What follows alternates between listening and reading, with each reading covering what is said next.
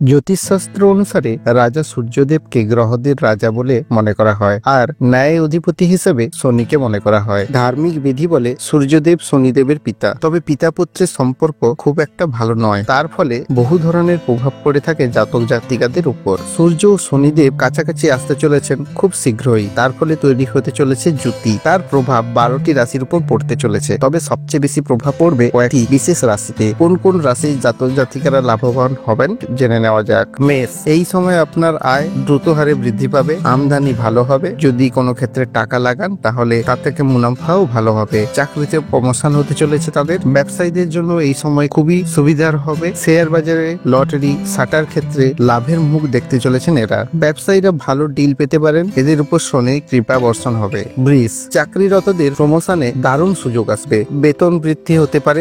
চাকরিরতদের কর্মস্থলে আপনার বস থেকে সিনিয়র সকলেই আপনার বিশাল প্রশংসা করবেন, মান সম্মান বাড়তে থাকবে। ব্যবসায়ীদের বিপুল মুনাফা হবে। বেকারত্বে যারা ভুগছেন তারা এই সময় চাকরির সুযোগ পেতে পারেন। এই সময় ভালো চাকরির অফার আসবে। পরিবারের পরিস্থিতি আগের থেকে ভালো হবে। আত্মবিশ্বাস আপনার বাড়বে, সংসারে আনন্দ থাকবে। সিংহ, আসন্ন বছরে আপনার জন্য লাকি প্রমাণিত হতে চলেছে। আপনার আর্থিক পরিস্থিতি আগের থেকে অনেক ভালো হবে। ব্যবসা অনেকের জন্যই লাভদায়ী হবে। বিবাহিতদের জন্য এই সময় ভালো সময়। জীবন সঙ্গীর যোগ্য সঙ্গ মিলবে। যারা সিঙ্গেল তারা এই সময় মিঙ্গেল হতে চলেছেন। যারা অবিবাহিত তারা পাবেন বিয়ের প্রস্তাব। সব মিলিয়ে দারুণ কাটবে সময়। স্বাস্থ্যেরও ভালো দিন যাবে।